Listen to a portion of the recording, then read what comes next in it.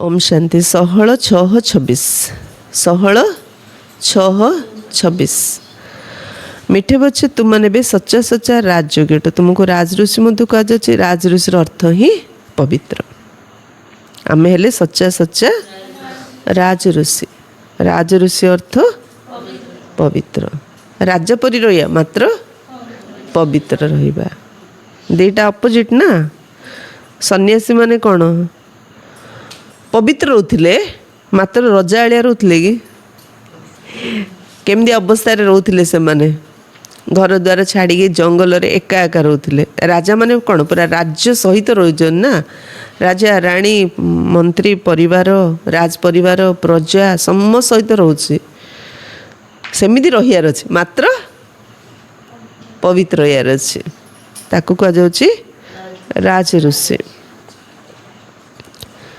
तो कहीं ना आम हेले सच्चा सच्चा राजयोगी आज राजयोगी अर्थ कौन नबा सारा विश्वर जे राजा बिना मुकुट जे राजा जे श्रेष्ठ से किए शिव बाबा तांको सहित आम जोग लगाऊँ ना तांको सबले साथी रखार अच्छी मत तांको समान हबार अच्छे बाबा सारा विश्वर मालिक मात्र ऋषि परी रोचन ना नहीं संसार कौन से सुख उपभोग करना बोली से छोट हेले कि समस्ते तांको डाकिले आमे मध्य पवित्र मात्र राजा परी रहिया माने स्वमान रे आमर स्वमान रे रहिले आमर अथॉरिटी रहिया प्लस आमे कर्मेन्द्रिय को निजर आयतरे रखिपारिया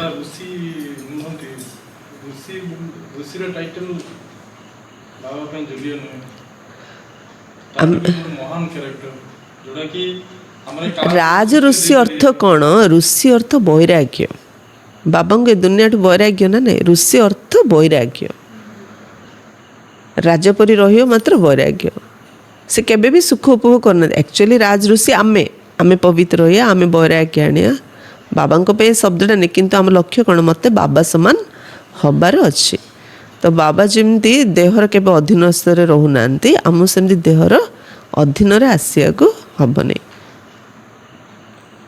प्रश्न तुम्हें संतान माने मनुष्य मानक माया रूपी रावणर पंकरु केबे बाहर करि परिबो आमे अन्य मानंगु मायार पंकरु केतळ बाहर प निजे बाहर थिल तो अन्य बाहर करिया ना जेतेले तुम निजे सही पंकरु बाहरी जाइथियो पंकरु बाहरी आसीबा आत्मार लक्षण कौन जदि बाहर थिया बाहर करिया हेले पंकरु बाहर थिया आत्मार लक्षण कौन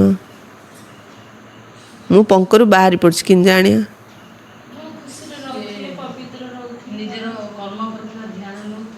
आओ जे पंकरु बाहरी छी तार लक्षण हला इच्छा मात्रम अविद्या इच्छा का गोटे पंक मोर तो हजार इच्छा मु का वैराग्य जीवन शिखेबी मोर तो इच्छा केबे पूर्ण हब नथियो मु का ज्ञान जोग शिखेबी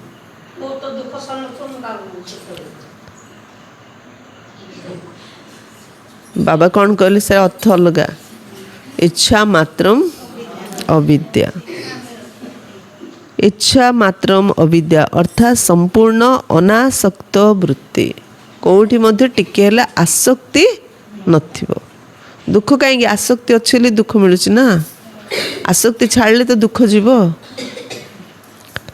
एकमात्र बाबा बिना आउ किछि भी मने न पड़ एति अनासक्ति भावना आसियार अच्छी बाबा छड़ा आउ किछि मने न पड़ ताहेले ना आमे अन्य मानकु बाबा छड़ा कि सुख दे पारियोनी आमे एंदी कहूछु कहिबा भाबिबा करिबारे केते फरक अछि सुनिदेले तो कहिदेले किंतु कौन सी जिनस आसक्ति न रखी एक बाबा छड़ा मोर किए नाई आ बाबाड़ से सुखर अनुभव करिवो जदि अन्य को से सुखर अनुभव करई पारिया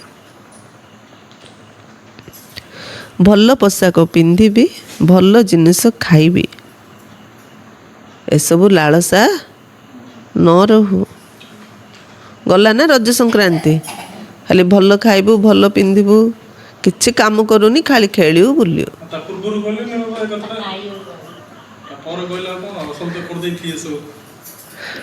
हाँ कहीं ना बाबा पाठ पढ़ेले ना वर्ष सारा କାଲି ବାବା ସାକ୍ଷୀ ହେଇକି ଦେଖୁଥିଲେ ପିଲା ଯେଉଁ ପାଠ ପଢ଼ିଲେ ଏବେ ଯେ ଆଜି ପରୀକ୍ଷାରେ କିଏ କିଏ ପାସ୍ ହେଉଛନ୍ତି। ନାଇଁ ରିଜଲ୍ଟ ଆଉଟ୍ କଲାଠୁ କହିବାକୁ ପଡ଼ିବ। ରିଜଲ୍ଟ ଆଉଟ୍ କଲାଠୁ ନ କହିଲେ ଫେଲ୍ ପିଲା ଯାହା ପାସ୍ ଲିଷ୍ଟରୁ ପଳେଇଛି। ଲିଷ୍ଟ ଲଗା ହେଉଛି ନା ନାଇଁ ସ୍କୁଲରେ, ଏ ପିଲା ଫାଷ୍ଟ ପାସ୍ ହେଲେ, ଏ ପିଲା ଫେଲ୍ ହେଲେ, ଏଇଟା ଫାଷ୍ଟ, ଏଇଟା ସେକେଣ୍ଡ, ଏଇଟା ଥାର୍ଡ଼, ସେମିତି ବୋର୍ଡ଼ ମାରୁଛନ୍ତି ବାବା ମୁରଲି ଦ୍ୱାରା। କ'ଣ କହିଲେ? ଭଲ ଖାଇବି, ଭଲ ପିନ୍ଧିବି, ଏସବୁ ଲାଳସା ନ ରହୁ। ତୁମେ ବର୍ତ୍ତମାନ ସମ୍ପୂର୍ଣ୍ଣ ବନବାସରେ ଅଛ। ଏ ଶରୀରକୁ ମଧ୍ୟ ଭୁଲିଯାଅ, ମୋର କିଛି ବି ନାହିଁ, ମୁଁ ଆତ୍ମା ଅଟେ, ଦେହ ଆଗ ମୋର ନାହିଁ, ଆଉ ଦେହକୁ ଲିଙ୍କ କ'ଣ ମୋର। ଏହିପରି ଆତ୍ମାଭିମାନୀ ପିଲାମାନେ ହିଁ ରାବଣର ପଙ୍କରୁ ମନୁଷ୍ୟମାନଙ୍କୁ ବାହାର କରିପାରିବେ। କ'ଣ ବି ଦୁନିଆରେ ଇଚ୍ଛା ଥିଲେ ତ ଆମେ ପଙ୍କରେ ରହିଲେ। ଆମେ କାହାକୁ ବାବାର ସନ୍ଦେଶ ଦେବା? ଯାହାର ବୈରାଗ୍ୟ ଆସେ ସିଏ ଆଗ ଅନ୍ୟମାନଙ୍କୁ ବାବାର ସନ୍ଦେଶ ଦେଇପାରେ। କାଲି ଜଣେ କହିଲେ ଆମ ଗାଁରେ ଗୋଟେ ଝିଅଟି ଥିଲା ଯେ ଭଉଣୀ, ଆମ ଘରୁ ଆସିଲା ବଢ଼ିଆ ଜ୍ଞାନ ଶୁଣଉଥିଲା, ମାତ୍ର ଆମ ଗାଁରେ ସେ କାହାକୁ ଶୁଣେନି, କେବେ କାହାର ସେବା କରିନି, କି କିଏ ମଧ୍ୟ ବାବାର ପିଲା ହେଇନଥିଲେ। କିନ୍ତୁ ଆମ ଦିଦି ଯେତେବେଳେ ଜ୍ଞାନ ଶୁଣିଗଲା ଏଠୁ ସମସ୍ତଙ୍କୁ କହିଲା ଆମ ଗାଁରେ କହିକରି ଗୋଟେ ପାଠଶାଳା ଖୋଲିଦେଲା। ଏବେ କେତେ ମାତା ଆସୁଛନ୍ତି। ହେଲେ ଯାହାର ବୈରାଗ୍ୟ, ମୁଁ ଭାବିଲି ସିଏ ତ କହିଲା ଆଙ୍କୁ କାହିଁ ପ୍ରଭାବ ପଡ଼ିଲାନି, ଇଏ କହିରୁ କାହିଁ ପ୍ରଭାବ ପଡ଼ିଲା? କାହିଁକି ସେ କହୁଥିଲା ସିନା, ତା ମନରେ ବୈରାଗ୍ୟ ଭାବନା ନଥିଲା, ଖାଲି ଶୁଣିଥିଲା ତ କହୁଥିଲା। ଇଏ ଯେତେବେଳେ କହିଲା ଆ ଭିତରେ ବୈରାଗ୍ୟ ଭାବନା, ଦୁନିଆ ପ୍ରତି ପୁରା ବୈରାଗ୍ୟ ଭାବନା ଆସିଛି ଅଲିରି, ଇଏ ଯାହାକୁ ଯାହାକୁ କହିଲେ ତା ଉପରେ ପ୍ରଭାବ। ତାଙ୍କ ଘର ଲୋକ କହିଲେ, ଘରଟା ଯାହା ଲୋକ ବାବାଙ୍କୁ ମାନିଲେ, ତା ସାଙ୍ଗକୁ କହିଲା, ତା ସାଙ୍ଗ ହେଲେ ମାନିଲା, ତା ସାଙ୍ଗର ଭାଇ ମାନିଲା, ତାଙ୍କ ଗାଁ ଲୋକ ମାନିଲେ, ସାହି ଲୋକ ମାନିଲେ, ସମସ୍ତେ ମାନିଲେ। କାହିଁକିନା ଇଏ ଯେଉଁଟା ନିଜେ ଅନୁଭବ କଲା ସେଇଟା ସମସ୍ତଙ୍କୁ କହିଲା, ସେମାନେ ମଧ୍ୟ ସେ ଜିନିଷଟାକୁ ଅନୁଭବ କଲେ। ତ ପଙ୍କରୁ ନିଜେ ବାହାରିଥିଲେ, ଅନ୍ୟକୁ କହିଲେ ସେମାନେ ମଧ୍ୟ ପଙ୍କରୁ ବାହାରିବେ। ଗୀତ ଅଛି ତୁ ପ୍ୟାର କା ସାଗର ହେ। ଓମ୍ ଶାନ୍ତି। କୌଣସି ସମୟରେ ଯେତେବେଳେ ଗୀତ ବାଜୁଥିଲା ସେତେବେଳେ ପିଲାମାନଙ୍କୁ ଗୀତର ଅର୍ଥ ମଧ୍ୟ ପଚାରୁଥିଲେ। ଏବେ କୁହ, ତୁମେ କେବେଠାରୁ ରାସ୍ତା ଭୁଲିଛ? ଦ୍ୱାପର ଠାରୁ। କେହି କହିଲେ ସତ୍ୟଯୁଗରୁ। ଯେଉଁମାନେ କହୁଛନ୍ତି ଦ୍ୱାପର ଠାରୁ ଭୁଲିଛୁ, ସେମାନେ ଭୁଲ କହୁଛନ୍ତି। ଆକ୍ଚୁଆଲି କେବେଠୁ ଭୁଲିଛୁ ବାବାଙ୍କୁ? ହଁ, କେବେ? ସତ୍ୟଯୁଗରୁ। ତୁମମାନେ ସତ୍ୟଯୁଗରୁ ରାସ୍ତା ଭୁଲି ଯାଇଛ। ବାବାକୁ ମନେ ପକାଉଥିଲେ ସତ୍ୟଯୁଗରେ। ସଙ୍ଗମ ଯୁଗର ପ୍ରାପ୍ତି ସରିଗଲା, ପଳେଇଲେ ପରମଧାମ। ଆଉ ସତ୍ୟଯୁଗରେ ତ ପ୍ରାପ୍ତି ସମ୍ପୂର୍ଣ୍ଣ ଆତ୍ମା, ଆଉ କାହିଁ ବାବା ମନେ ପକେଇବା? ଦରକାର ପଡ଼ିଲେ ନା ବାବା। ଏବେ ତ ତୁମକୁ ମାର୍ଗଦର୍ଶକ ମିଳିଛନ୍ତି। ସତ୍ୟଯୁଗରେ ମାର୍ଗଦର୍ଶକଙ୍କୁ ତୁମେ ଜାଣିନଥିଲ। ସେଠାରେ କେହି ବାବାଙ୍କୁ ଜାଣି ନାହାନ୍ତି, ଅର୍ଥାତ୍ ଭୁଲି ଯାଇଛନ୍ତି। ଭୁଲିବା ମଧ୍ୟ ଡ୍ରାମାରେ ନିର୍ଦ୍ଧାରିତ ହୋଇ ରହିଛି।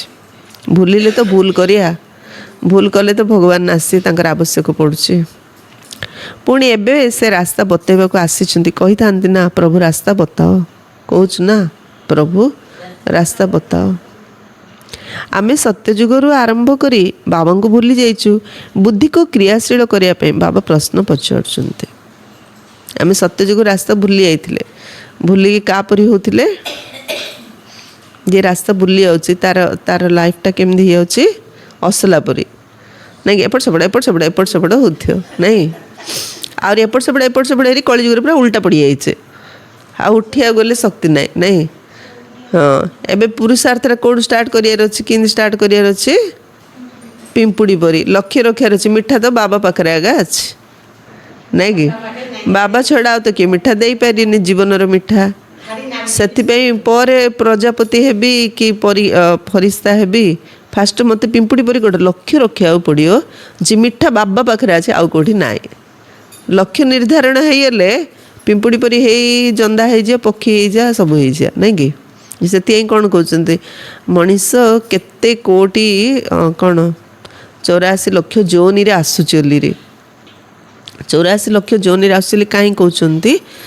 ଆମର ଜୀବନର ଗୋଟେ ଗୋଟେ ଅନୁଭବକୁ ଗୋଟେ ଗୋଟେ ପଶୁ ସହିତ, ଗୋଟେ ଗୋଟେ ପକ୍ଷୀ ସହିତ ତୁଳନା କରୁଛନ୍ତି। ସେଇଥିପାଇଁ ଏମିତି କହିଦେଲେ। ମଣିଷ ତ ମଣିଷ ଜନ୍ମ ନେଉଛେ, କିନ୍ତୁ ବ୍ରହ୍ମା ବାବା ସବୁ ପଶୁ ପକ୍ଷୀ ପାଖରୁ, ପ୍ରକୃତିର ସବୁ ଜିନିଷରୁ ଶିକ୍ଷା ନେଉଥିଲେ। ଯାହାକୁ ବି ଦେଖୁଥିଲେ ଶିଖୁଥିଲେ ଆଉ ଶିଖଉଥିଲେ। କହିଲେ ଦେଖ ଜ୍ଞାନ କେତେବେଳେ ଶୁଣେଇବ କାହାକୁ ଗଲେ? ଯେମିତି ବାବା ଏକ୍ଜାମ୍ପଲ୍ ଦେଉଥିଲେ, ବିଚମଳା କ'ଣ କରୁଛି? ଯେଉଁଠି ନରମ ଜିନିଷ ନରମ ଥିବ ସେଇଠିକି ଡଙ୍କ ମାରୁଛି। ସେମିତି ज्ञान शुणेले देखिबो जे शुणुची जा मनटा नरम ताकू तुम ज्ञान शुण से शुणी जो अहंकार थो ता ज्ञान शुणे से शुणियोगी तो छाड़ दियो। साप केंदी काति छाड़ुची से केबे मोड़ची कि सेंदी तमे आत्मा माने साप परी काति छाड़ुछ। भ्रमरी कौन कर भू भू कर पोकटा को मध्य पक्षी कर दूची सेमती मनीष पोक परी है ज्ञान शुणी शुणी शुणी शुणी ताकू पक्षी कर दो। बाबा गोटे गोटे गोटे गोटे केते एग्जांपल दउछन माने समस्त बाबा समस्त भितर भल गुण अच्छी से समस्त गोटे भल गुण उठा तो मनीष को पशु पक्षीर भल गुण सहित तुलना कराला तो मनीष एत जोनी नहीं लाली कहते किंतु बाबा कौन कहते बुद्धि को क्रियाशील करने बाबा प्रश्न पचार एत बाबा प्रश्न पचार कहते कौन पाई नहीं प्रश्न पचारे आम कौन कह उत्तर सही लुटि पड़ुचे ना नहीं आ सीन पढ़ी पढ़ी पलैले सीन शोई शोई पड़ाउछन्ते पचार देले मनटा बुझुची। प्रमिला भणी बाबा प्रश्न कौन पचारले प्रश्न कौन पचारले बाबा आउट ऑफ सिलेबस। रेणु भणी बाबा प्रश्न कौन पचारले हाँ किए कह बाबा ए प्रश्न कौन पचारले हाँ बुद्धि भ्रमित होची नहीं केबेठू नाई नाई बाबा नहीं सेटा मु कहली बाबा कौन कहले बाबा कहले रास्ता केबेठू भूलीच सत्य जुगरु रास्ता भूली जाइच। हाँ यही ज्ञान ही न्यारा अटे ज्ञानर सागर बाबा ही अटंती बाबा सम्मुखरे बुझौचंती मु ही ज्ञानर सागर सुखर सागर अटे कहीं ना ज्ञानर सागर सुखर सागर ज्ञान जते बुझिबो सेते खुशी रे रम सहित कहीं इंदी होची नहीं कर्मर गहन गति मो सहित इंदी कहीं होची कर्मर गहन गति बुझिले कौन मनटा बेसी डिस्टर्ब होनी केते कथा अच्छी प्रत्येक कथार रहस्य जे मो पे एते कले मु करि परले तांकर मध्य सेठी तांकर आवश्यक थिला कले से मो पे त्याग कला आमे कोन ता सहित बांधी हो नहीं मते करियर अच्छी मानविकता अच्छी मो पाखरे किंतु एक्चुअली जहाँ जोड़ी आवश्यक से सेटा करछे कार आवश्यक नथले से भी सेठी करियोनी सेठी रहियोनी सब कथारे माने ज्ञान आधार जदि बुझिबा का सहित अटैचमेंट हबनी कि का घृणा करिया नहीं ज्ञान न था गोटे साइड बुझिले जन सहित पूरा घृणा पलि आसी आउ जन सहित पूरा अटैचमेंट पलि आसी माने आम कर्तव्य पथर विच्युत हो जाउछन्ते बुझिपारल ना मो भौणी मो पे एते त्याग करछे मो भौणी छाड़ी पारिनी एबे बाहारी आसी स्त्रीडा आकु छाड़ दे पछे मो भौणी छाड़ी पारिनी देटा जा रंग भौणी भी साथी रखा पड़ो स्नेह देवा पड़ो स्त्री की मध्य साथी रखा पड़ो स्नेह देवा पड़ो दी जन जा आवश्यक जीवन रे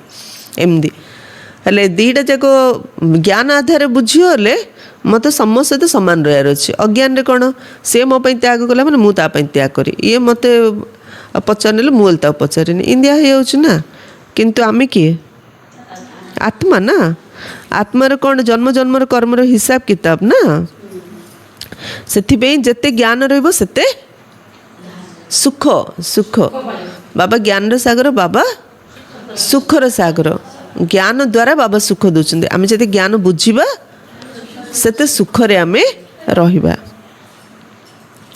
मु ही ज्ञानर सागर सुखर सागर अटे तुमे मध्य जानिच वास्तव रे पतित पावन मध्य एकमात्र बाबा ही अटंती एक कथा तो भक्ति करते आत्मा माने मध्य मानुचंती शांतिधाम एवं सुखधाम है पवित्र दुनिया तेबे सुखधाम एवं दुखधाम तो अधा अधा एक कथा तो पिला माने भल भाव जानी बाबा स्नेहर सागर अटंती से तो समस्ते तांको पिता बोली डाकुचंती किंतु से किए किपरि आसुचंती एक कथा भूली जाइचंती 5000 हाँ आसतिले मन तो जानी समस्ते मात्र भूली जाइए 5000 वर्षर कथा वास्तव में से देवी देवता मान राज्य थिला सत्य जुगर थाए सद्गति पुणी दुर्गति किपरि होची एक कथा किए कहबो दुर्गति केमदी होला किए कहियो किए कहि परियो किए कहि पारे बाबा ही आसी बुझौचंती द्वापर रु तुमर दुर्गति होईची सेथि तो बाबा को डाकुचंती एक्चुअली सत्य जुगर रास्ता भूली जाइए किंतु डाकिले द्वापर कहीं द्वापर आमर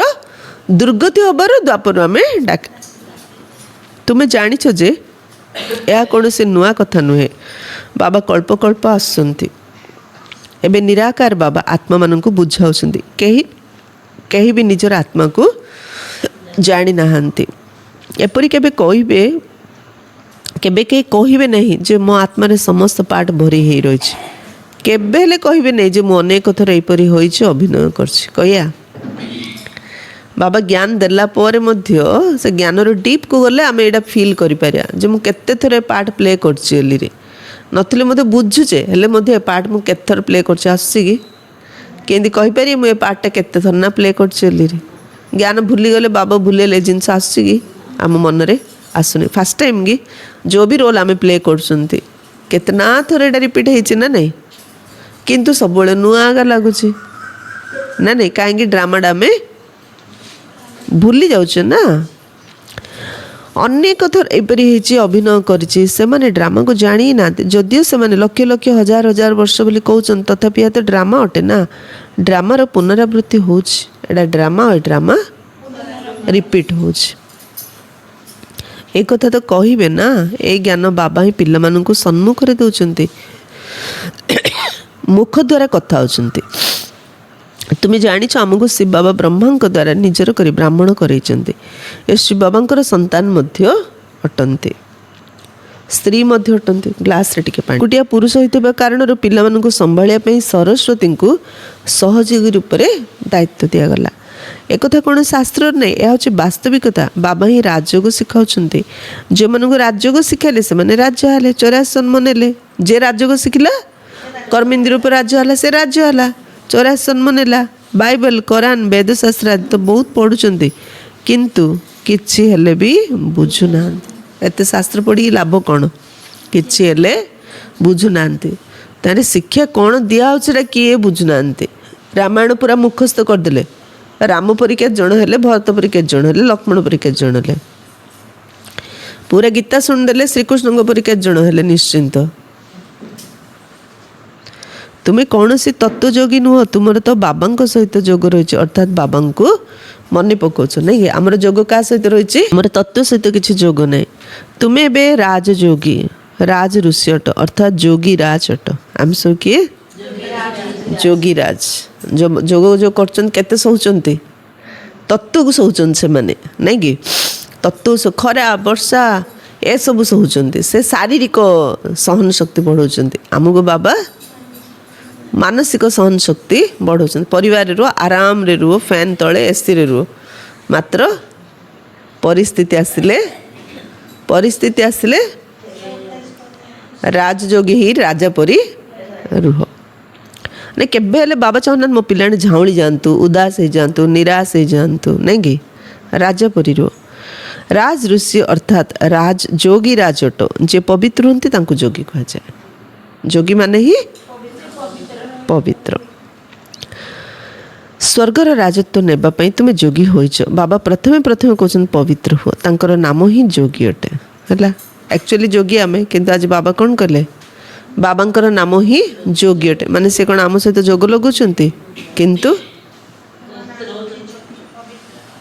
बाबा सदा पवित्र जोगी माने पवित्र बाबा जोगी कहले बाबा सदा पवित्र तांकर नाम ही जोगी अटे तुम्हें सब राजयोगी अट बाबा हेले जोगी आमे हेले राजयोगी बाबा हेले सदा पवित्र आमे राजयोगी अर्थात पवित्र रहिया पई पुरुषार्थ करछंती कर्मेंद्र उपरे राजा होबा पई पुरुषार्थ करछंती यह तुम ब्रह्ममुख वंशावली ब्राह्मण मानकर कथा तुमको राजयोग शिखाउछन तेणु तुम विद्यार्थी हो गल ना विद्यार्थी को शिक्षक कौन के भूली पारे को स्टूडेंट को टीचर भूलिए जानी थे श्री बाबा मु पाठ पढ़ुंट किंतु पुणी भी माया भूल दौर तुम्हें तुमर पढ़ाइले वाला शिक्षक को भूली जाऊच भगवान पढ़ाऊँ एक कथा बुझीगले जाई निशा चढ़ियो आम जोठी भी मन अपुनी मत सब पढ़ाइया वाला शिक्षा वाला किए मत भगवान पढ़ाऊँ भगवान शिखौं माने आमको निशा चढ़ियो स्कूल रे आईसीएस पढ़ले केते निशा रही था मुझे बड़ पाठ पढ़ुची निशा रोच ना मत किए पढ़ाऊँ मत भगवान पढ़ाऊँ केते नशारे पढ़ियार अच्छी ତୁମେ ସନ୍ତାନ ମାନେ ତ 21 ଜନ୍ମ ପାଇଁ ଏ ରାଜଯୋଗର ପାଠ ପଢ଼ୁଛ, ତଥାପି ତ ପାଠ ପଢ଼ିବାକୁ ପଡ଼ିବ ନା। ରାଜବିଦ୍ୟା ମଧ୍ୟ ପଢ଼ିବାକୁ ପଡ଼ିବ, ଭାଷା ଆଦି ମଧ୍ୟ ଶିଖିବାକୁ ପଡ଼ିବ। ରାଜବିଦ୍ୟା ମଧ୍ୟ ପଢ଼ିବାର ଅଛି, ଭାଷା ମଧ୍ୟ ଶିଖିବାର ଅଛି। କେଉଁ ଭାଷା? ହିନ୍ଦୀ ଭାଷା। କେଉଁ ଭାଷା? ରାଜବିଦ୍ୟା ମଧ୍ୟ ପଢ଼ିବା। ଚିନ୍ତନ କର, କେଉଁ ଭାଷା ଶିକ୍ଷା? ରାଜବିଦ୍ୟା ପଢ଼ିବା, ଭାଷା ମଧ୍ୟ ଶିଖିବା, ନିଜର କର୍ମେନ୍ଦ୍ରିୟ ଉପରେ ମାଲିକ ହେବା। ଭାଷା ମାନେ ଏଠି କେଉଁ ଭାଷା ହେଇଥିବ? ଆମେ ଯେଉଁ ବି ଭାଷା କହୁଛେ କେତେ ନମ୍ରତାର ସହିତ କହିବାର ଅଛି। ଋଷିମାନେ ବେଶୀ ରାଗୁଥିଲେ ନା, ତାଙ୍କର କଥା ଭାଷା ପବିତ୍ର ହେଉଥିଲେ ମାତ୍ର ରାଗୁଥିଲେ। ଆମକୁ ପବିତ୍ର ମଧ୍ୟ ରହିବାର ଅଛି, ଆଉ ନମ୍ରତା ମଧ୍ୟ ରହିବାର ଅଛି। ତୁମେ ଜାଣିଛ ଯେ ସତ୍ୟ ଯୁଗରୁ ଆମେ ଏ ରାସ୍ତା ଭୁଲିବା ଆରମ୍ଭ କରୁଛୁ, ପୁଣି ଗୋଟିଏ ପିଢ଼ି ଜନ୍ମ ପରେ ଜନ୍ମ ତଳକୁ ଓହ୍ଲାଉଛୁ। ଏବେ ତୁମର ସବୁ କିଛି ମନେ ପଡ଼ୁଛି, କିପରି ଆମେ ଚଢ଼ୁଛୁ, କିପରି ଆମେ ଓହ୍ଲାଉଛୁ। ଏ ସିଡ଼ିର ଚିତ୍ରକୁ ଭଲ ଭାବରେ ମନେ ପକାଅ। 84 ଜନ୍ମ ପୁରା ହେଲା, ଏବେ ଆମକୁ ଘରକୁ ଯିବାକୁ ହେବ। ତେଣୁ ଖୁସି ହେଉଛି, ଏହା ହେଉଛି ବେହଦର ନାଟକ। ଆତ୍ମା କେତେ ଛୋଟ, ଇଏ ହେଉଛି ବେହଦର ନାଟକ। ନାଟକରେ ନାଟକ ପରେ ଅଭିନୟ କଲେ ମଜା ଲାଗିବ ନା। ଆମେ ସବୁ ସିରିୟସ୍ ହେଇଯାଉଛେ ନା ନାହିଁ? ଅଧୈର୍ଯ୍ୟ ହେଇଯାଉଛନ୍ତି, ସିରିୟସ୍ ହେଇଯାଉଛନ୍ତି। ମାନେ କେତେ ପ୍ରାକ୍ଟିସ୍ କରିବାର ଅଛି ନା ନାହିଁ? ଅଭିନୟ କରି କରି ଆତ୍ମା ଥକିଗଲେ କହୁଛି, ବାବା ରାସ୍ତା ବତାଅ, ଯାହାଫଳରେ ଆମେ ବିଶ୍ରାମ ପାଇବୁ, ସୁଖ ଶାନ୍ତି ପାଇବୁ। ତୁମେ ସୁଖଧାମରେ ଥିବା ସମୟରେ ତୁମ ପାଇଁ ସେଠାରେ ସୁଖ ଶାନ୍ତି ମଧ୍ୟ ଥାଏ। ସେଠାରେ କୌଣସି ଗଣ୍ଡଗୋଳ ହୁଏ ନାହିଁ। କେଉଁଠି? ସତ୍ୟ ତ୍ରେତାରେ ଆତ୍ମାକୁ ସେଠାରେ ଶାନ୍ତି ମିଳିଥାଏ। ଗଣ୍ଡଗୋଳ ହେଲେ ତ ମନ ଶାନ୍ତି। ସତ୍ୟ ତ୍ରେତାରେ ଆତ୍ମାକୁ ଶାନ୍ତି ମିଳୁଛି। ଶାନ୍ତିର 2ଟି ସ୍ଥାନ ରହିଛି। ଶାନ୍ତି ତ ସେ 2ଟା ଜାଗାରେ ମିଳିବ। ଏ ଗଣ୍ଡଗୋଳ ଜାଗାରେ ମିଳିବ କି? କେଉଁଠି ମିଳିବ? ଶାନ୍ତି ଧାମରେ ଆଉ ସୁଖ ଧାମରେ। ଦୁଃଖ ଧାମରେ ଅଶାନ୍ତି ରହିଛି। ଏ ଦୁଃଖ ଧାମରେ କିଏ କେମିତି କ'ଣ କରୁଛ କର, ଏଇଠି ତ ଅଶାନ୍ତି ରହିଛି, ନାଇଁ କି? ହଁ, ଏହା ପାଠପଢ଼ା ଅଟେ। ତୁମେ ଜାଣିଛ ଆମକୁ ବାବା ସୁଖଧାମକୁ ଭାୟା ଶାନ୍ତିଧାମ ନେଇଯାଉଛନ୍ତି। ତୁମକୁ କହିବାର ଆବଶ୍ୟକତା ନାହିଁ। ତୁମେ ଜାଣିଛ ଆମେ ଏଠାକୁ ଅଭିନୟ କରିବା ପାଇଁ ଆସିଛୁ, ପୁଣି ଘରକୁ ଯିବୁ। ଏ ଖୁସି ରହିଛି, ଆମେ ଏ ଖୁସି ରହିବା। ଏବେ ମୋତେ ଘରକୁ ଯିବାର ଅଛି। ଶାନ୍ତି ପାଉଛୁ ବୋଲି ଖୁସି ହେଉନୁ, ଅଭିନୟ କରିବା ପାଇଁ ଆମକୁ ମଜା ଲାଗୁଛି, ଖୁସି ହେଉଛୁ। ଅଭିନୟ କରିବା ପାଇଁ ମଜା ଲାଗୁଛି, ସେଥିପାଇଁ ଖୁସି ହେଉଛୁ। ଅଭିନୟ କରିବା ପାଇଁ ମଜା ଲାଗିବାର ଅଛି, ତାହେଲେ ଖୁସି ଲାଗିବ। ଆଉ ଯଦି ଅଭିନୟ କରିବାର ମଜା ନ ନେବା ତାହେଲେ ଦୁଃଖ ଲାଗିବ। ଅଭିନୟର ମଜା ନେବାର ଅଛି, ନାଇଁ କି? ଜାଣିଛୁ ଯେ ବାବାଙ୍କୁ ମନେ ପକାଇବା ଦ୍ୱାରା ବିକର୍ମ ବିନାଶ ହେବ। କେହି କହୁଛନ୍ତି ଆମକୁ ମନର ଶାନ୍ତି ମିଳୁ, କିନ୍ତୁ ଏକଥା ମଧ୍ୟ ଭୁଲ ଅଟେ। ମନରୁ ଶାନ୍ତି ବାହାରୁ ମିଳିବ କି? ଶାନ୍ତି ତ ମନ ଭିତରେ ଅଛି। ଶାନ୍ତି ତ ମନ ଭିତରେ ଅଛି।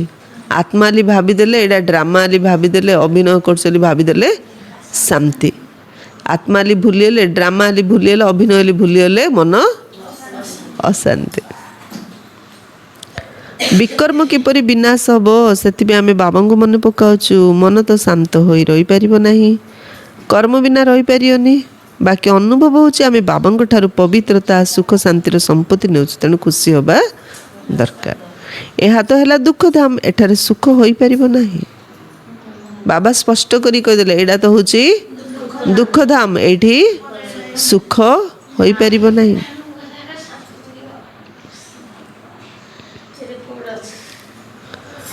ସୁଖଧାମକୁ, ହଁ, ଏଠାରେ ସୁଖ ହୋଇପାରିବ ନାହିଁ। ମନୁଷ୍ୟ ଶାନ୍ତିଧାମ, ସୁଖୀଧାମକୁ ଭୁଲି ଯାଇଛନ୍ତି।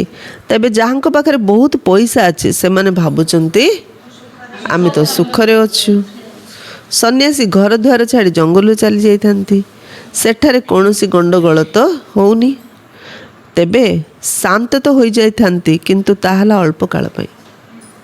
ଜଙ୍ଗଲକୁ ପଳେଇଲେ, ଗଣ୍ଡଗୋଳ କାହା ସହିତ କରିବେନି, अल्प समय पे शांत हेबे ना सदा काल पे शांत अच्छी पाटरी सिना गंडगोल कर मनरे कौटी शांति आसो कौन कौन छाड़ी जाए अधा काम एपटे अभिशाप मिलुथो ना से जो दुखरे थे कांदुवे जड़े घर पलैले से घर से कम जी जोड़ा करते से कामटा बंद है माने अभिशाप मिलला ना दायित्व ना अन्य माने गले चलो बापा माँ दायित्व रहे बापा माँ जदि किए पलैले अभिशाप मिले ना नहीं।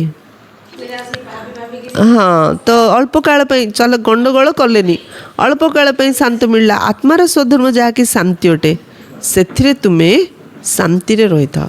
आम घर भीतर रोचे सबु प्रकार दुख गंडगोल रही मात्र आमको अवस्था रही अच्छी मु आत्मा और शांति मोर स्वधर्म एठार तो प्रवृत्ति आसवा ही पड़ो अभिनय करने को ही पड़ो एठा को कर्म करने ही आसती कर्म करने तो आत्मा को निश्चित आसवा को ही हम तुम्हें संतान मैंने जानिछ जे ए ज्ञान बेहदर बाबा देउछ निराकार भगवान वाच एबे तुम्हें जानुछ आमे हेलु आत्मा आमर पिता परमात्मा अटंते परमात्मा अर्थात परमात्मा तांको ये आत्मा डाकुची से बाबा ही समस्त सद्गति दाता अटंते शरीरधारी सद्गति दाता कि बाबा ही सद्गति दाता अटंते एबे बाबा कहउचंती पिला माने तापई देही अभिमानी हुओ पिला माने देही अभिमानी हुओ यह ही परिश्रम अटे सबु प्रकार स्वमान बारंबार जोग माने स्वमान अभ्यास करछु अर्थ परिश्रम कर मु गोटे आत्मा दिन 24 थर मु आत्मा मु शांत स्वरूप आत्मा मु प्रेम स्वरूप आत्मा मु आत्मा श्रेष्ठ आत्मा मु जहाँ सहित संपर्क रही से मध्य श्रेष्ठ आत्मा एटा बहुत प्रैक्टिस करियार अछि नथिले शरीर द्वारा का सहित केमती आम व्यवहार रोचु से सामना गले तार से कथा जगह आमको मन पड़े हेल्ले मनटा कौन हो अशांति हो मन शांति करने आत्मा निजको निजर श्रेष्ठ स्थिति रहा सहित अन्य को मध्य से श्रेष्ठ स्थिति आम देखा अधा कल्पर जो खाद पड़ी ताहे जोग बल द्वारा ही बाहर तुमको खांटी सुना हेबा पड़ो निआ जलिले तो सुनारू रामी बाहर जोग अग्नि जलले तो आत्मा रूप को सुनारे जो देह अभिमान आमिष मिशिची बाहर जपरी खांटी सुनारे खाद मिसाए अलंकार तैयारी करथांती तुम्हें असर खांटी सुना थिलो पुणी तुम ठारे खाद पड़ी थाए एबे तुम बुद्धि अच्छे आम अभिनय कलु एबे आम बाप घर को जाऊँ कौटी जाउचंती बाप घर जाऊँ जपरी विदेश निज घर फेरले खुशी होती तुम्हें मध्य खुशी होच तुम्हें जानिछ जे बाबा आम पाई स्वर्ग आनी आम बाप घर जाऊँ बाबा आम पाई स्वर्ग आनी बेहद बाबांकर उपहार है बेहदर बादशाही अर्थात सद्गति सब दुर्गति अच्छे बाबा से आम समस्त को सद्गति दौरान सन्यासी माने मुक्तिर उपहार को पसंद करता कई मरीगले कही था स्वर्गवासी है सन्यासी कहे ज्योति ज्योति रे मिसीगला जो थे समस्त मिसीजे ब्रह्म तो रही स्थान अटे जो आम आत्मा मैंने रही था बाकी कौन सी ज्योति अथवा निआ ना जो थे समस्ते मिसीजे लीन हम कि ना ता ब्रह्म महतत्व अटे जो आत्मा मैंने रही था बाबा मध्य सेठा रही था सुजन भौणी बाबा कौड़ी रोचंती बाबा परम धाम रोचली किए जानिच हाथ टेकिल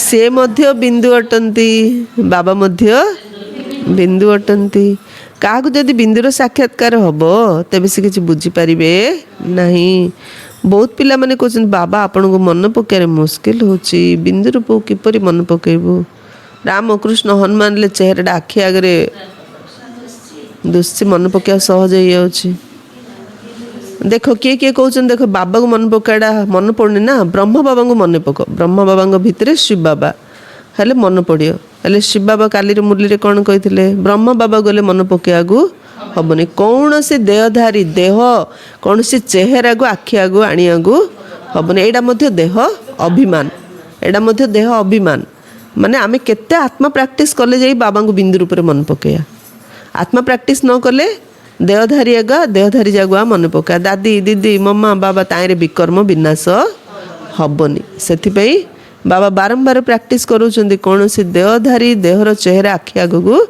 आनिया हेनी तमें बिंदु मु मध्य बिंदु बाबा आपण को मन पकारे मुस्किल हो बिंदु रूप किपर मन पकेबू से मुरली जदि ध्यान दे शुणिया किए को प्रकार उल्टा ज्ञान शुणेले ताने आम प्रभावित होबानी नथले कौन बढ़िया शुणु बढ़िया लगुच भावुचे कि श्रीमत ना श्रीमत केवल मुरली आग मिलूँ को भाई भूणी मत के श्रीमत हो पारे जाओ जिंद बुझे से सिंद किंतु श्रीमत केवल मुरली अच्छे मुरली ध्यान दे जदि शुणा कौटा राइट कौटा रंग आम जापर अधा कल्प तो बड़ लिंग रूप को मन पकई आसलु यह बाबा बुझाऊँ बिंदुर तो पूजा हो पार ना बुझिल होली यहाँ मंदिर किपर तैयारी कर बिंदु को तो भल भाव देखी भी होन था से शिवलिंग को बड़ करी तैयारी करते बाकी आत्मा मानकर प्रतीक शालिग्राम तो बहुत छोट छोट तैयारी करते अंडा भली तैयारी करते कहे पूर्वर कहीं कहल ना जे परमात्मा बिंदु भली अटंती बाबा कहते से समय एक कहबार अभिनय ही नाला अरे तुम्हें आईसीएस आरंभ कहीं पढ़ुन सबू कथा बाबा आगुरी कहीं कहलनि बाबा कहले फास्ट आगे तुम आईसीएस पढ़ दौन एक क्लास कहीं जॉइन हो हाँ हाँ पाठ पढ़ार मध्य कायदा अच्छे ना सबू कथार गोटे कायदा अच्छे ना एका संगे जो दिन आम कुआड़े जाए एका संगे 7 डेज कोर्स कर किसी बुझा पड़ी कि कौच तो कौच शुणुन तो शुणुन मुंड भारी हो ना नहीं सिंपल रे टिके कहले से कथाटाक बुझा पड़े कहीं एपरी कथा कहले तुम्हें कहीपर अच्छा बाबा को पचारू अथवा आम ठार बड़ शिक्षक अच्छा लेखिक पचारू सबू कथा गोटे थर पचार दे जहाँ प्रश्न जहाँ मन आस पचार दे सबू जाक उत्तर देवार लगी पड़नी सी पागल तमें पागल हो कौन कर आम बाबा कहबू बाबा को पचारू कहू बाबा जदि बतईबार थी तो बतेबे अथा कहे आगू गले बुझीपार बाबा कह बाबा जब बुझार तो बुझे न हो तमें आगू आगू धीरे धीरे सबू कथा बुझीपार गोटे समय तो सबू कथा शुणे ना हो पार कि सब नुआ कथा तुम वेदशास्त्र रे जहाँ अच्छे बाबा बस तार सारांश बतौंट यह से वेदशास्त्र कथा नहीं केते जुक्ति तर्क कर गोटे शास्त्र गोटे प्रकार लिखा तो आउट शास्त्र आउ गोटे प्रकार से गाणी ना कौन कर प्रश्न प्रश्न प्रश्न पचारे गाँ मानक गाहण नहीं कि गाँ मानक गाहण करते खाली शास्त्र को लेकिन जुक्ति तर्क चली हाँ हाँ एटा तो पूरा नुआ ज्ञान ए नुआ ज्ञान किए स्वीकार करियो आ जुक्ति तर्क कले कौन मिल कि ना हाँ यह भक्ति मार्ग निर्धारित रही पुणी तुमको पढ़ा ही हे यही भक्तिर तथा पतित होबार अभिनय करने को पड़े कहती भक्तिर पंकरे फसी जाइछु बाहर तो बहुत सुंदर देखा जाउछि जेपरि मृगतृष्णार उदाहरण दौरान भक्ति बहुत आकर्षक होता है काली समस्ते पादरे अलता भक्ति मुंड कुंडेनी पूरा भूतुणी बायाणी परी थे भात खाइएनी इे पड़ी जाऊे सियाड़े तले नहीं कि बाबा कौन कहले भक्ति जेपरी मृगतृष्णार उदाहरण दौरान भक्ति बहुत आकर्षक होता है बाबा कहते या मृगतृष्णा अटे मृगतृष्णा से पंकरे बुड़ी जाऊँच मृगतृष्णा परी भक्तिर पंकरे बुड़ा पिठापणा कर बाध्य नकल हेनी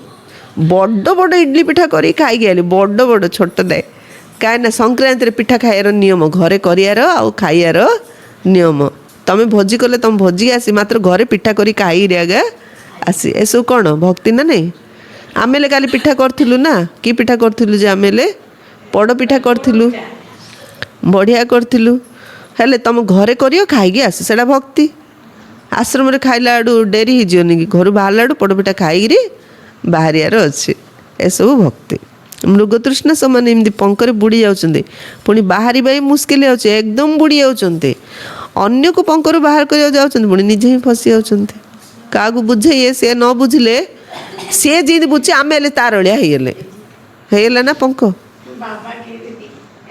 ये बहुत फसीगले केते आसिले बाबार ज्ञान शुणिले केते जाइए आउ थे पंकरे फसीगले आश्चर्यजनक भाव शुणुंट कहते अन्य को बाहर कर चालू चालू पुणी निजे ही पंकरे बुड़ी जाउछन्ते केते भल भल फास्ट क्लास पिला माने थिले क्या देखी तुम पंकरे बुड़ी जाओनी फास्ट क्लास पिला जाए ପଙ୍କରେ ବୁଡ଼ି ଯାଉଛନ୍ତି। ପୁଣି ସେମାନଙ୍କୁ ବାହାର କରିବା ବହୁତ ମୁସ୍କିଲ ହେଉଛି। କାହିଁକି? ଫାର୍ଷ୍ଟ କ୍ଲାସ୍ ପିଲାମାନେ ପଙ୍କରେ ବୁଡ଼ିଗଲେ ତାଙ୍କୁ ବାହାର କରିବାଟା କାହିଁ ମୁସ୍କିଲ ଲାଗୁଛି? ତାକୁ ଜ୍ଞାନ ଶୁଣେଇଲେ ସେ କ'ଣ ମୁଁ ସବୁ ଜାଣିଛି, ମୋତେ କିଛି କହିବା ଦରକାର ନାହିଁ, ମୁଁ ସବୁ ଜାଣିଛି, ମୁଁ ବାହା ହେବି, ତମେ ମୋତେ କିଛି କୁହନି, ତାକୁ ଆଉ କ'ଣ କହିବ? ନାଇଁ ସିନ୍ ନାହିଁ, ସେମିତି ନାହିଁ। ହେ ଜ୍ଞାନୀ ପିଲାମାନଙ୍କ କଥା କହୁଛି, ବାବା ଜ୍ଞାନୀ ପିଲାମାନଙ୍କ କଥା କହୁଛନ୍ତି, ଜ୍ଞାନରେ ଫାର୍ଷ୍ଟ କ୍ଲାସ୍। ଏବେ ମୁଁ ବାହା ହେବି ଇଚ୍ଛା କରି, ତମେ ମୋତେ ବୁଝେଇବ, ମୁଁ ତ ତମକୁ ମୁରଲି ଶୁଣେଇକିରି, ତମେ ମୋର ଷ୍ଟୁଡେଣ୍ଟ, ମୁଁ ତମର ଟିଚର, ମୁଁ ବାହା ହେବି ହେଲେ ତମେ ମୋତେ ବୁଝ, ଭଉଣୀ ବାହା ହେଉନି, ମୁଁ ଜାଣିନି ତମେ ମୋତେ ବୁଝଉଛ, ମୁଁ ବାହା ହେବି, ତମେ କ'ଣ କରିବ? ତମେ କ'ଣ କରିପାରିବ କି? ତମେ କହିଲେ ହେଲେ ମୋ ସହିତ ତମେ ଯୁକ୍ତିରେ ଜିତିପାରିବ କି? ମାତ୍ର ମୁଁ ତ ବାହା ହେବି, ଆଉ ମୁଁ କ'ଣ ଜ୍ଞାନ ଜାଣି ତମେ ମୋତେ ବୁଝଉଛ? ମୁଁ ଜାଣିଛି ଭଲ କେତେ ମନ୍ଦ କେତେ ଜ୍ଞାନରେ ଚାଲିଲେ। ତମକୁ ଆଉଥରେ ଉଲ୍ଟା ପାଠ ପଢ଼େଇଛେ, ତମ ପାଟି ଚୁପ୍ ହେଇ, ସତେ ତ ଭଉଣୀ ଯୋଉଟା କହୁଛନ୍ତି ଠିକ୍ ଆଗା, ଆଉ ବାହା ହେବା କଥା ଆଗା, ନହେଲେ କେମିତି ହେବ? ଆମେ ହେଲେ ଘର ପରିବାର କରୁଛୁ ବୋଲି ନା ଆମେ ଅଛୁ, ସତ କଥା। ତାଙ୍କର ହେଲେ କିଏ ଅଛନ୍ତି? ତାଙ୍କେ ହେବା କଥା ଆଗା। ଆଉ ମୋ କଥାରେ ତମେ ରାଜି ହେବ? ଆଉଥରେ ଜ୍ଞାନୀକୁ ଜ୍ଞାନ ଶୁଣେଇଲେ କ'ଣ ହେବ? ବୁଝା ପଡ଼ୁଛି କଥାଟା? ଆମେ ସିଧା କଲେ ତମେ ହଁ କହିବ, ଆମେ ଉଲ୍ଟା କଲେ ତମେ ହଁ କହିବ। ବାବା କହିଲେ କେତେ ଭଲ ଭଲ ଫାର୍ଷ୍ଟ କ୍ଲାସ୍ ପିଲାମାନେ ଥିଲେ, ପୁଣି ସେମାନଙ୍କୁ ବାହାର କରିବା ବହୁତ ମୁସ୍କିଲ ହେଇଯାଉଛି। ବାବାଙ୍କୁ ଭୁଲି ଯାଇଥିବାରୁ ପଙ୍କରୁ ବାହାର କରିବା ପାଇଁ କେତେ ପରିଶ୍ରମ କରିବାକୁ ପଡ଼ୁଛି। ଯେ ବାବା ଭୁଲିଯିବ, ତାକୁ କିଏ ପଙ୍କରୁ ବାହାର କରିପାରିବ ନାହିଁ। ଯେତେ ବୁଝେଇଲେ ବି ବୁଦ୍ଧିରେ ରହୁନି। ଯେ ବାବା ଭୁଲିଯିବ, ତାକୁ କେତେ ବୁଝେଇଲେ ବି ବୁଦ୍ଧିରେ ରହୁନି। ଏବେ ତୁମେ ବୁଝିପାରୁଛ ଯେ ଆମେ ମାୟାରୂପୀ ରାବଣର ପଙ୍କରୁ କେତେ ବାହାରି ପାରୁଛୁ। ଯେତେ ଯେତେ ତୁମେ ପଙ୍କରୁ ବାହାରିବ, ସେତି ଖୁସି ହେବ। କାହିଁ ପଙ୍କରୁ ବାହାର ବୋଲି ବାବା କହୁଛନ୍ତି? ପଙ୍କ କେବେ ସୁଖ ଦେବନି, ପଙ୍କରୁ ବାହାରିଲା ଆଗ ସୁଖ ମିଳିବ। ପଙ୍କରେ ବୁଡ଼ିଲେ କେବେ ସୁଖ ପାଇପାରିବନି। ହଁ, ଯିଏ ନିଜେ ପଙ୍କରୁ ବାହାରିଥିବେ, ଅନ୍ୟମାନଙ୍କୁ ବାହାର କରିବା ପାଇଁ ତାଙ୍କ ପାଖରେ ନିଶ୍ଚିତ ଶକ୍ତି ଥିବ। ଯେ ନିଜେ ପଙ୍କରୁ ବାହାରିଥିବ, ସେ ଅନ୍ୟମାନଙ୍କୁ ପଙ୍କରୁ ବାହାର କରିବା ପାଇଁ ତାଙ୍କ ପାଖରେ ଶକ୍ତି ଥିବ। ତୀର ଚାଳକ କେହି କେହି ବହୁତ କୁଶଳୀ ଯୋଦ୍ଧା ହୋଇଥାନ୍ତି, କେହି ପୁଣି ଦୁର୍ବଳ ହୋଇଥାନ୍ତି। ଏକଲବ୍ୟ ଏବଂ ଅର୍ଜୁନଙ୍କ ମଧ୍ୟ ଉଦାହରଣ ରହିଛି। ଅର୍ଜୁନ ସାଥିରେ ରହୁଥିଲେ। ଅର୍ଜୁନ ଜଣଙ୍କୁ କୁହାଯାଏନି, ଯିଏ ବାବାଙ୍କର ହୋଇ ବାବାଙ୍କ ସାଥୀ ରହିଥାନ୍ତି ତାଙ୍କୁ ଅର୍ଜୁନ କୁହାଯାଏ। ତୀର ଚଲେଇବାରେ 2 ଜଣ ଯାକ ପାରଙ୍ଗମ ଥିଲେ, କିନ୍ତୁ ଅର୍ଜୁନ ବାବାଙ୍କର ଶ୍ରୀକୃଷ୍ଣଙ୍କ ସାଥିରେ ଥିଲେ। ସାଥିରେ ରହିଲା ବାଲା ଆଉ ବାହାର ରହିଲା ବାଲାଙ୍କ ମଧ୍ୟରେ ପ୍ରତିଯୋଗିତା ହେଉଛି। ଆମେ ଆଶ୍ରମ ରହିଲୁ, ଆପଣମାନେ ବାହାର ରହିଲେ, ଏ କମ୍ପିଟିସନ୍ ହେଉଛି ନା ନାଇଁ ପୁରୁଷାର୍ଥରେ, ନାଇଁ କି? ଏକଲବ୍ୟ ଅର୍ଥାତ୍ ଗୃହସ୍ଥ ରହୁଥିବା ଆତ୍ମା ଆଗକୁ ଚାଲିଗଲା। ଏକଲବ୍ୟ ସେ ଗୁରୁଙ୍କ ସହିତ ରହୁନଥିଲା, ବାହାରେ ରହୁଥିଲା, କିନ୍ତୁ ସେ ଅର୍ଜୁନଙ୍କଠୁ ମଧ୍ୟ ଆଗକୁ ଚାଲିଗଲା। ଶାସ୍ତ୍ରରେ ଜଣଙ୍କର ଦୃଷ୍ଟାନ୍ତ ଦିଆଯାଇଛି, କିନ୍ତୁ କଥା ତ ଅନେକଙ୍କର ଅଟେ। ଏହି ତୀର ମଧ୍ୟ ଜ୍ଞାନର ଅଟେ। କେଉଁ ତୀର କଥା କହୁଛନ୍ତି ବାବା? ଇଏ ହେଉଛି ଜ୍ଞାନର ତୀର। ଏ ଜ୍ଞାନର ତୀର ମାରିବାରେ ମଧ୍ୟ ଖାଲି ଯେ ଆଶ୍ରମର ମଧୁବନରେ ଅଛି ବଢ଼ିଆ ତୀର ମାରିବ ନାହିଁ, ଘର ଗୃହସ୍ଥ ରହି ମଧ୍ୟ ଜ୍ଞାନର ତୀର ଭଲ ମାରିପାରିବ। ଏହି ତୀର ମଧ୍ୟ ଜ୍ଞାନର ଅଟେ। ପ୍ରତ୍ୟେକ ନିଜକୁ ଜାଣିପାରିବେ ଆମେ କେତେ ବାବାଙ୍କୁ ମନେ ପକାଉଛ, କାହାର ସ୍ମୃତି ଆସୁନି ତ? ପ୍ରବାସିନୀ ଭଉଣୀ କ'ଣ କହିଲେ ବାବା? କ'ଣ କହିଲେ? ହଁ, ଆଉ କାହାର ସ୍ମୃତି ଆସୁନି ତ? ଆଉ କାହାର ସ୍ମୃତି ଆସିଲେ ଢଳ ଢଳ ହେଇଯାଉଛି, ନାଇଁ କି? ବାବା ମନେ ପଡ଼ିଲେ ପୁରା ଶକ୍ତିଶାଳୀ, ଆଉ କାହା ମନେ ପକେଇଲେ ଢଳ ଢଳ। କାହିଁକିନା ସମସ୍ତେ ଢଳ ଢଳ, ତାଙ୍କୁ ମନେ ପଡ଼ିଲେ ଆମେ ହେଲେ ଢଳିଆ। ବାବା ମନେ ପକେଇଲେ ବାବା ଶକ୍ତିଶାଳୀ, ଆମେ ମଧ୍ୟ ଶକ୍ତିଶାଳୀ ହେବା। ଭଲ ଭଲ ପିନ୍ଧିବା ଓ ଖାଇବାରେ ଲାଳସା ରହୁନି ତ? ଖାଲି କିଏ ଭଲ ଭଲ ପିନ୍ଧିକି ବୁଲୁଥିଲ, ଭଲ ଭଲ ଖାଉଥିଲ? ଏଠାରେ ଯଦି ଭଲ ପିନ୍ଧିବ, ତେବେ ସତ୍ୟ ଯୁଗରେ କମ୍ ହେଇଯିବ। ଆମକୁ ଏଠାରେ ତ ବନବାସ ରହିବା ହେବ। ବାବା କହୁଛନ୍ତି ତୁମେ ନିଜର ଏ ଶରୀରକୁ ମଧ୍ୟ ଭୁଲିଯାଅ, ଏହା ତ ପୁରୁଣା ତମ ପ୍ରଧାନ ଶରୀରଟେ। ତୁମେ ସ୍ୱର୍ଗର ମାଲିକ ହେଉଛ। ଇଚ୍ଛା ମାତ୍ରମ୍ ଅବିଦ୍ୟା। ତୁମେ ସ୍ୱର୍ଗର ମାଲିକ ହେବ। ତୁମକୁ କ'ଣ ଆବଶ୍ୟକ, କ'ଣ ହେବାର ଅଛି? ଇଚ୍ଛା ମାତ୍ରମ୍ ଅବିଦ୍ୟା ହେବାର ଅଛି। ଇଚ୍ଛା ରଖିଲେ ସୁଖ ପାଇପାରିବ ନାହିଁ। ଇଚ୍ଛା ରଖିଲେ ବାବା ସହିତ ଯୋଗ ଲାଗିବ ନାହିଁ। ଇଚ୍ଛା ରଖିଲେ ଆଜି ବାବାଙ୍କର ପ୍ରଶ୍ନ କ'ଣ ଥିଲା? ପ୍ରଶ୍ନ ମନେ ଅଛି? ବାବାଙ୍କର ପ୍ରଶ୍ନ କ'ଣ ଥିଲା? କାହା ମନେ ଅଛି କୁହ?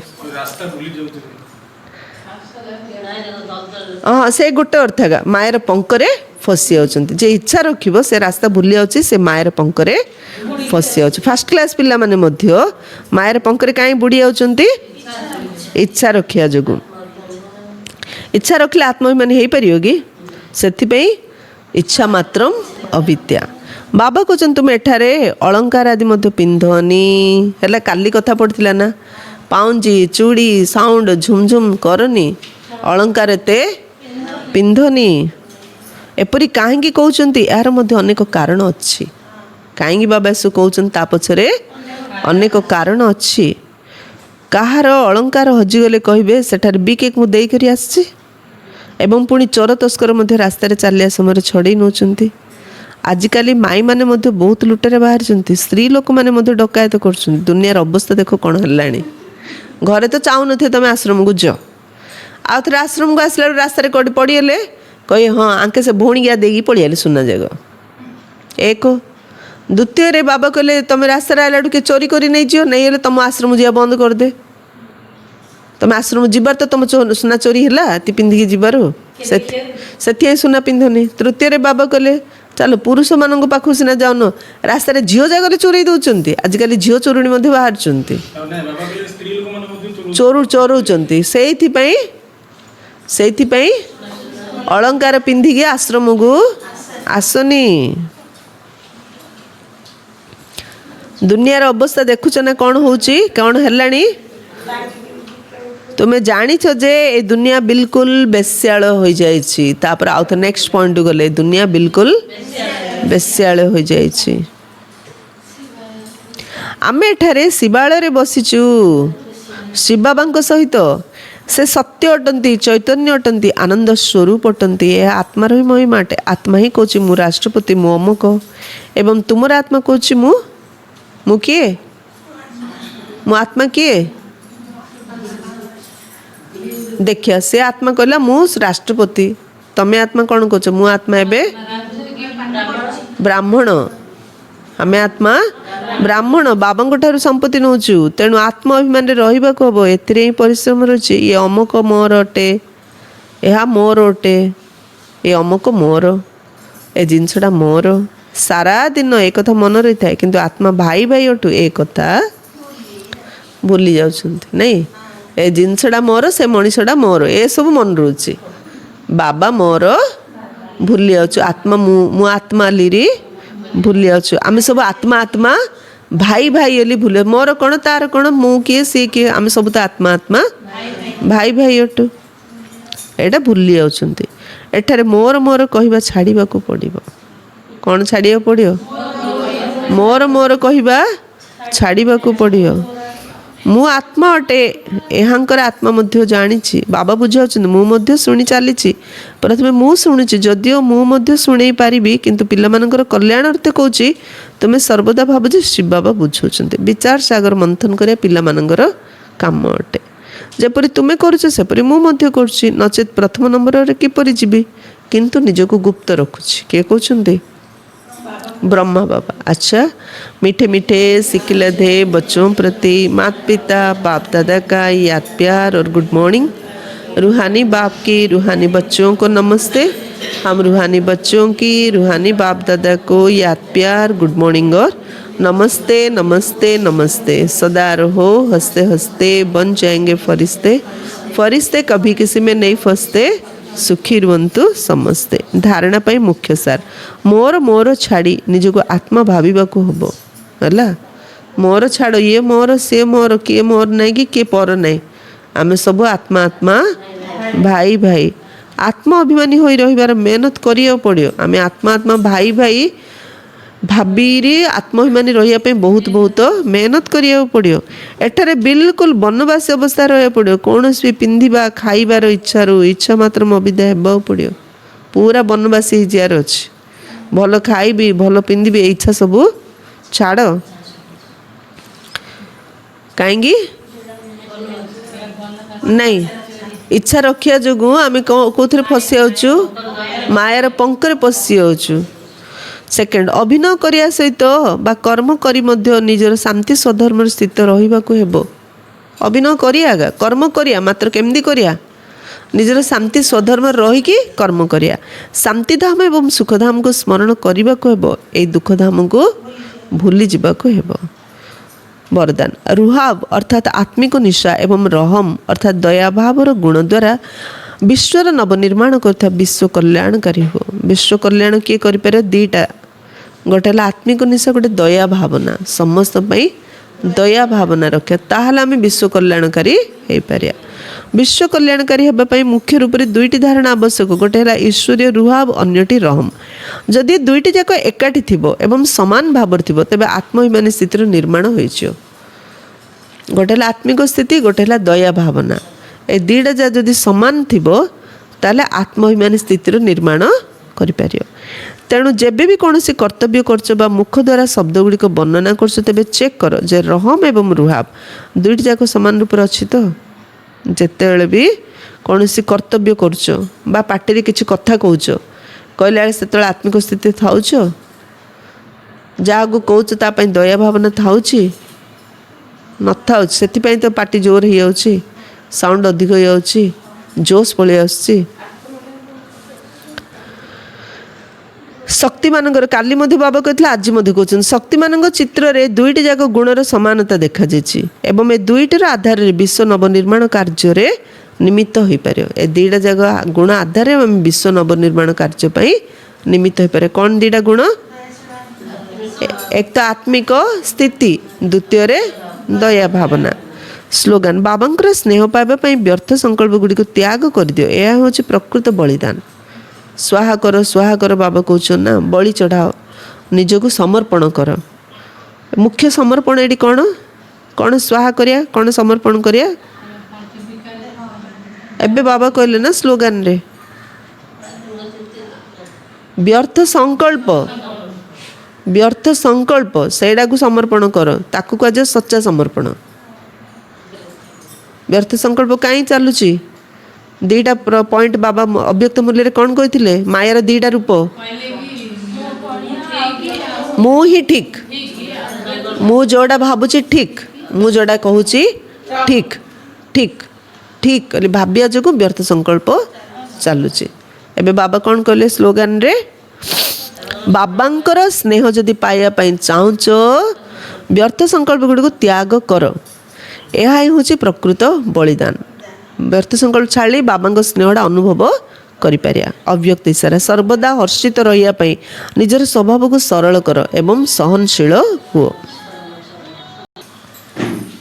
ସର୍ବଦା ହର୍ଷିତ ରହିବା ପାଇଁ ଅବ୍ୟକ୍ତ ଇସାରା ସର୍ବଦା ହର୍ଷିତ ରହିବା ପାଇଁ ନିଜର ସ୍ୱଭାବକୁ ସରଳ କର ଏବଂ ସହନଶୀଳ ହୁଅ। ଏ ମାସ ସାରା ବାବା ଗୋଟେ ଇସାରା ଦେଉଛନ୍ତି, କ'ଣ?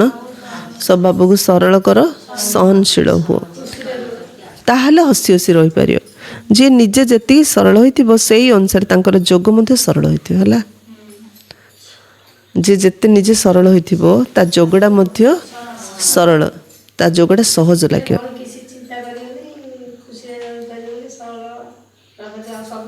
ଯେତିକି ସରଳ ହୋଇଥିବ ସେଇ ଅନୁସାରେ ତାଙ୍କର ଯୋଗ ମଧ୍ୟ ସରଳ ହୋଇଥିବ। ଯିଏ ଯେତିକି ସବୁ କଥାରେ ସ୍ପଷ୍ଟ ଅର୍ଥାତ୍ ସଫା ଥିବ ସେତିକି ସରଳ ମଧ୍ୟ ହୋଇଥିବ। ହେଲା, ସରଳ କାହାକୁ କୁହାଯାଉଛି? ପ୍ରତ୍ୟେକ କଥାରେ ସ୍ପଷ୍ଟ ଥିବ। ବୁଝା ପଡ଼ୁଛି? ପ୍ରତ୍ୟେକ କଥାରେ ସ୍ପଷ୍ଟ ଅର୍ଥାତ୍ ସଫା ଥିବ, ପ୍ରତ୍ୟେକ କଥା ସ୍ପଷ୍ଟ ଥିବ, ସଫା ଥିବ, ସେତିକି ସରଳ ହୋଇଥିବ। ଯିଏ ନିଜେ ଯେପରି ହୋଇଥାଏ ତାଙ୍କର ରଚନାମାନଙ୍କ ଭିତରେ ମଧ୍ୟ ସେଇ ସଂସ୍କାର ରହିଥାଏ। ତେଣୁ ପ୍ରତ୍ୟେକ ଗୁଣର ବାସ୍ତବିକ ସ୍ୱରୂପର ଦୃଷ୍ଟାନ୍ତ ହୁଅ। ଯେ ଯେମିତି ତା ପିଲାକୁ ସେମିତି ଶିଖେଇବ ନା, ତା ରଚନା ମଧ୍ୟ ସେମିତି ନା। ସେଥିପାଇଁ ବାବା କ'ଣ କଲେ? ପ୍ରତ୍ୟେକ ଗୁଣର ବାସ୍ତବିକ ସ୍ୱରୂପର ଦୃଷ୍ଟାନ୍ତ ହୁଅ। ନିଜେ ପୁରା ସଫାଇରେ ରୁହ, ସଫାଇ ସହିତ ସ୍ପଷ୍ଟ ରୁହ, ଅନ୍ୟମାନଙ୍କୁ ମଧ୍ୟ ସେ ସ୍ପଷ୍ଟ ଆଉ ସେ ସଫାଇ ଶିଖାଅ, ତାହେଲେ ସବୁବେଳେ ହସି ହସି ରହିପାରିବ। ସବୁବେଳେ ଖୁସି ରହିବା ପାଇଁ ପ୍ରତ୍ୟେକ କଥାରେ ସ୍ପଷ୍ଟତା ଦରକାର, ସଫା ଦରକାର, ତାହେଲେ ଖୁସି ରହିପାରିବ। ଆଉ ଯଦି ସଫା ନାହିଁ, ସ୍ପଷ୍ଟତା ନାହିଁ, ତାହେଲେ କେବେ ଖୁସିରେ ରହିପାରିବାନି। ଆଚ୍ଛା, ଓମ୍ ଶାନ୍ତି।